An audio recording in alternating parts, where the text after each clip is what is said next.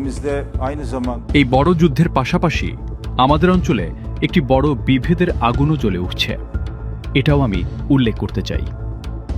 এই যুদ্ধের লক্ষ্য শুধু ইরানের পারমাণবিক সক্ষমতা ধ্বংস করা নয়, বরং আরও বিপজ্জনকভাবে এই অঞ্চলের প্রধান জনগোষ্ঠী যেমন তুর্কি, কুর্দি, আরব ও পার্সিয়ানদের মধ্যে দীর্ঘমেয়াদী ভ্রাতৃঘাতী সংঘাত ও রক্তক্ষয়ী দ্বন্দ্বের ভিত্তি তৈরি করা।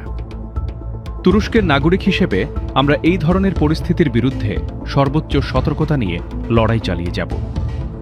আমরা কখনো বিভেদের আগুনে ঘি ঢালিনি, ভবিষ্যতেও ঢালব না।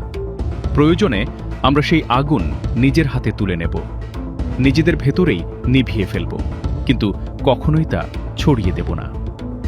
যারা এই বিভেদ ছড়াতে চায় তাদের বিরুদ্ধে আমরা আমাদের নিজস্ব মূল্যবোধ, নেতৃত্ব ও অগ্রাধিকারের ভিত্তিতে প্রতিরোধ গড়ে তুলব। আমরা জানি কে বন্ধু আর কে শত্রু। এই বোঝাপড়া নিয়েই আমরা এগিয়ে চলছি।